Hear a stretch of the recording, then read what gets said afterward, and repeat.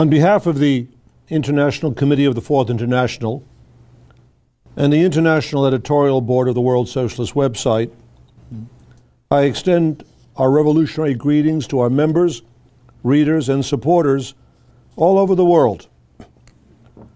For the fourth consecutive year, the International Committee of the Fourth International is celebrating the historical day of international working class solidarity with an online rally.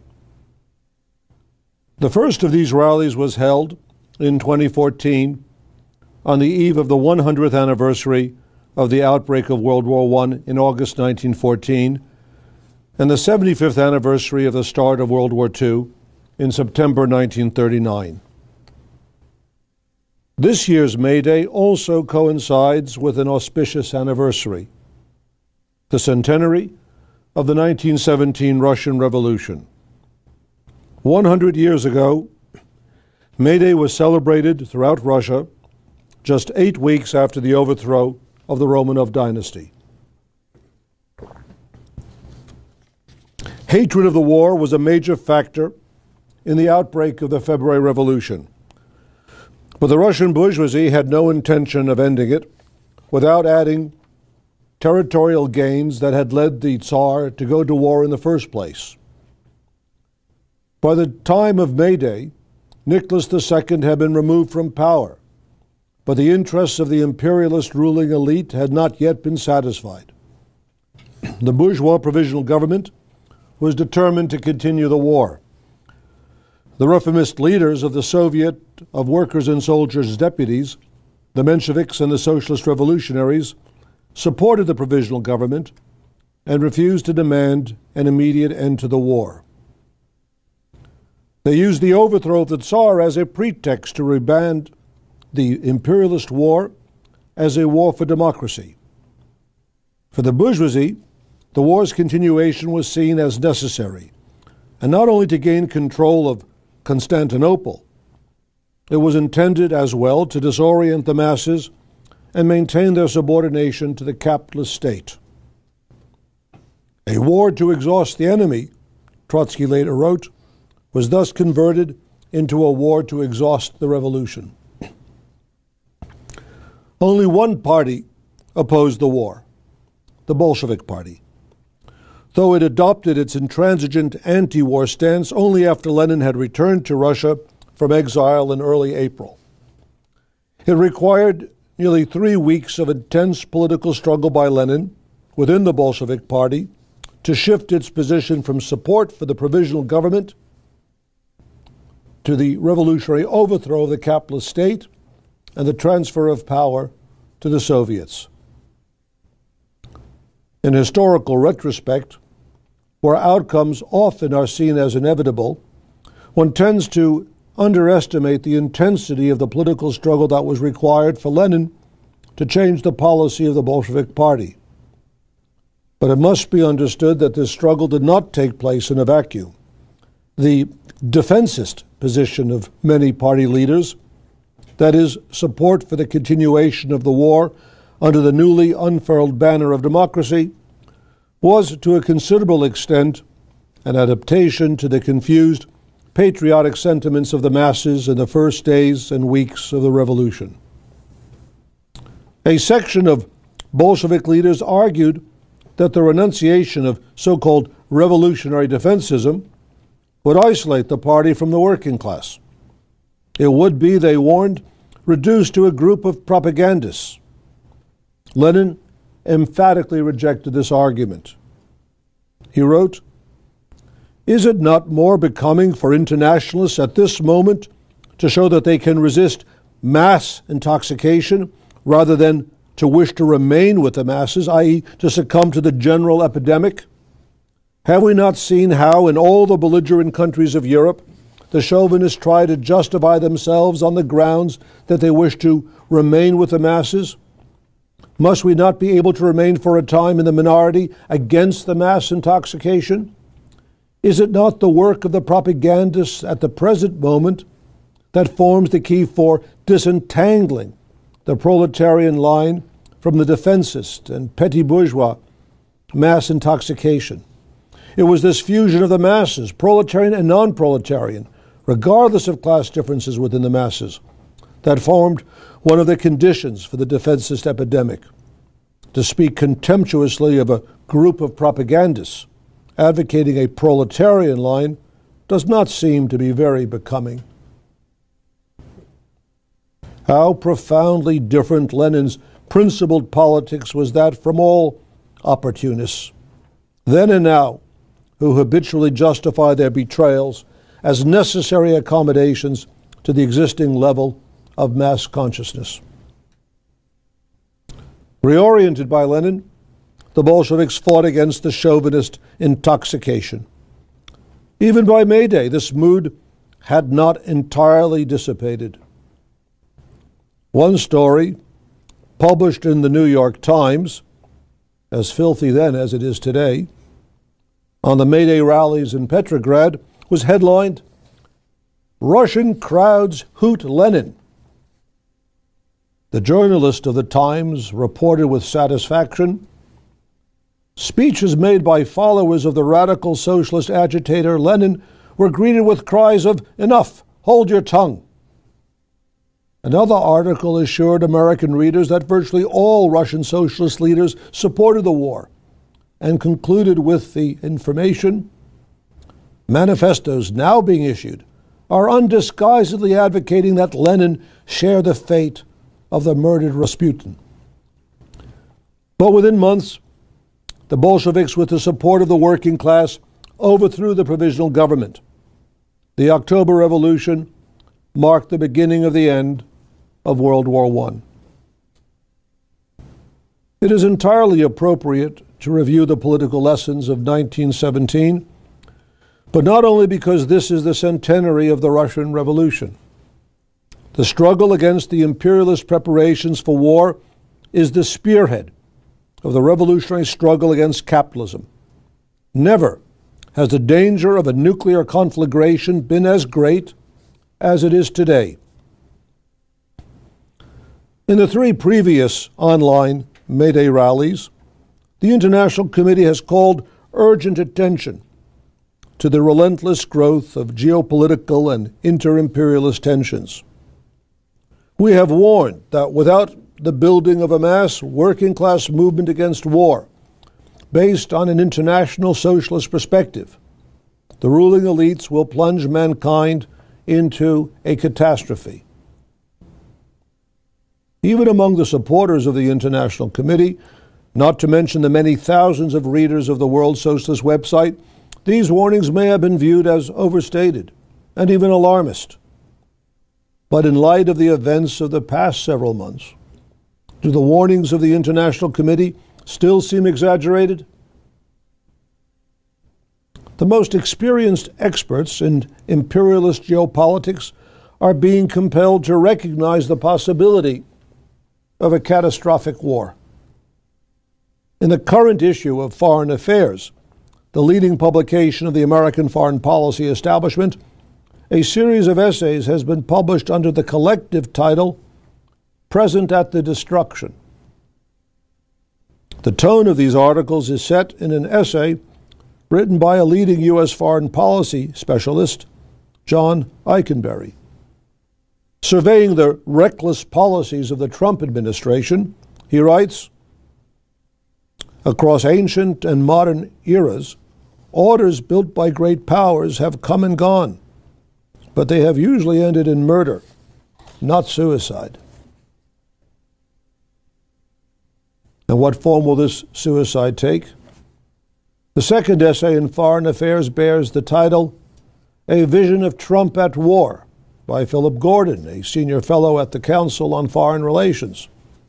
His article outlines several geopolitical scenarios in which conflicts spiral out of control and lead to war with Iran or North Korea, Russia or China.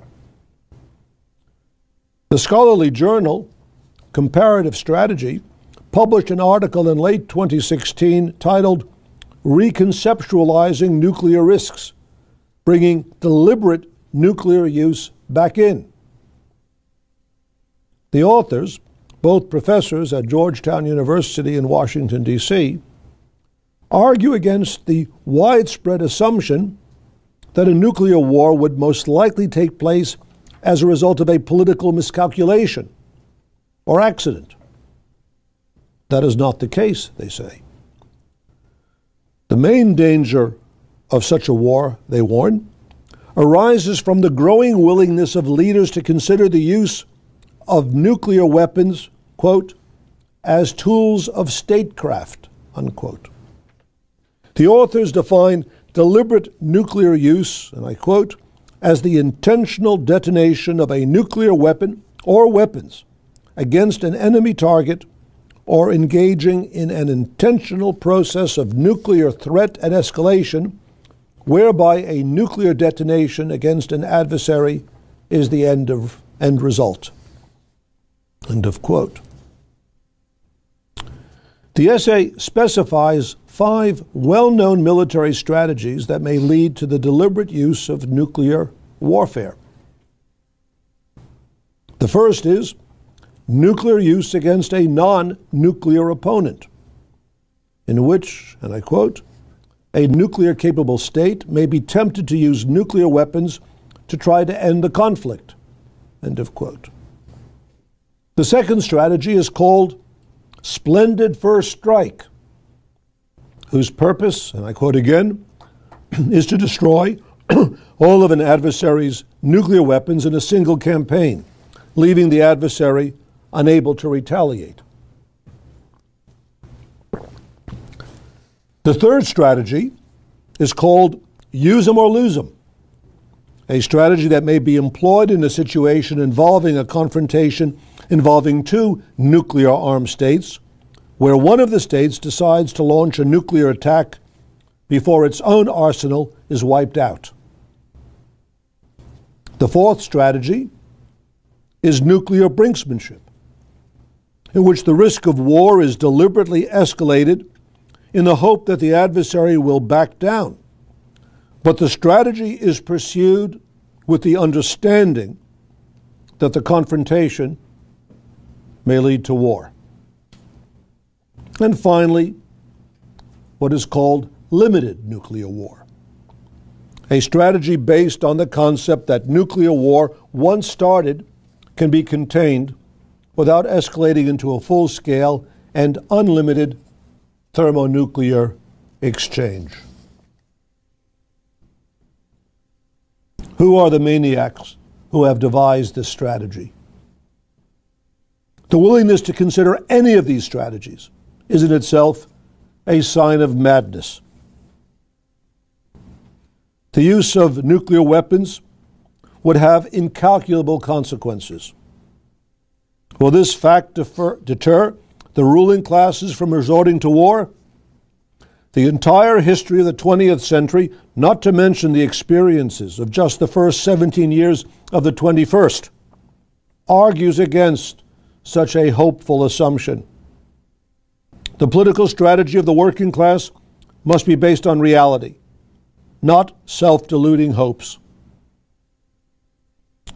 Just 2 weeks ago, the United States dropped a 21,600-pound massive ordnance air blast bomb on Afghanistan. This was the largest bomb used by the United States in a military action since the dropping of nuclear bombs on Hiroshima and Nagasaki in August 1945, nearly 72 years ago. One might have assumed that this event would have dominated world news for weeks. Far from it. The use of this bomb received little more than routine coverage and then faded quickly from the news. Just 3 days ago, Donald Trump stated, "There is a chance that we could end up having a major conflict in North Korea." Absolutely. This was said in a casual way, as if Trump were discussing whether he planned to play golf this coming weekend. And the media reported Trump's remarks without demanding that he explain precisely what he meant, or what the outcome of a war would be, how many would be killed, wounded, maimed, what the ecological consequences of such a war would be. What is one to make of this phlegmatic response by the media to a statement by the President of the United States that there is absolutely a real danger of a major conflict, that is, a nuclear war with North Korea? It expresses a blind and unquestioning acceptance of the logic of imperialism. The media and the rest of the political superstructure of the capitalist state, and I am speaking of all the major capitalist states, not only that of the United States, are, with their lies as well as with their silences, preparing for war. As the ruling elites prepare for war, the working class must be mobilized to prevent it. The essential foundation for the struggle against war is an understanding of its causes. As Lenin explained in 1917, war is the product of the development of world capitalism, quote, and of its billions of threads and connections, unquote. It cannot be stopped, he said, without overthrowing the power of capital and transferring state power to another class, the proletariat. Therefore, the fight against war poses, in the sharpest form, the fundamental political problem of this historical epoch, the resolution of the crisis of revolutionary leadership. Never has the contradiction between the very advanced state of the crisis of capitalism and the subjective consciousness of the working class been so great. But it is this very contradiction that provides the impulse for an immense and rapid development in political consciousness. As capitalism hurtles toward the abyss, it is creating the conditions for the political radicalization of the working class, billions of human beings in all parts of the world. It is true that social consciousness lags behind social being, but that does not mean that the working class is blind to the bankruptcy of the existing social system, which has nothing to offer the masses, least of all, hope for a better future. The idea of progress has disappeared from bourgeois thought. Where does one still hear predictions that conditions of life on this planet will be better 20 years from now than they are today? If a global poll were taken in which all people were asked what they considered to be more probable within the next 50 years, the elimination of poverty or the destruction of the planet through a military and or ecological disaster, is there any question as to what the overwhelming majority would answer? Yes, there is a crisis of political leadership in the working class, but it is a crisis that can be solved because the working class is a revolutionary force that embodies the objectively existing potential for the socialist reconstruction of society. This is the foundation upon which the International Committee fights to carry out the historical task posed by Trotsky when he founded the Fourth International as the World Party of Socialist Revolution in 1938. We do not underestimate the immensity of the challenges that confront the International Committee in building this World Party. But no other party will undertake this task. There is not another organization in the world that can claim, with any degree of seriousness, that it either represents the interests of the working class or advances a revolutionary program. Our use of the term pseudo-left is not a factionally motivated exaggeration. It is a precise definition of organizations of the affluent middle class that have nothing to do with Marxism, Trotskyism, or the revolutionary struggle for socialism. The International Committee does not tail behind such nationalist charlatans as Tsipras, Iglesias, Mélenchon, or Sanders.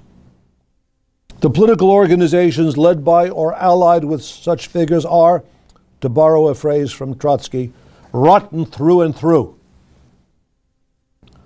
Without succumbing to immodesty, the International Committee and its sections have every right in this centennial year of the Russian Revolution to look to the future with confidence. The influence of the World Socialist website, the voice of the International Committee, is growing rapidly. As our readership expands, so will the size of our organizations. And we are convinced that the global radicalization of the working class will lead to the establishment of new sections of the International Committee. We hope that our listeners in many parts of the world will be among those who take this vital initiative and found new sections in the countries in which they live. 100 years ago, upon returning to Petrograd, Lenin wrote, "We are out to rebuild the world." And that is indeed what the Bolsheviks did. This is the aim of the Fourth International, the rebuilding of the world on a socialist foundation. That is, a world without poverty, exploitation, political oppression, and war. We call upon all those who are attending this rally in all parts of the world to join us in this fight. Thank you very much.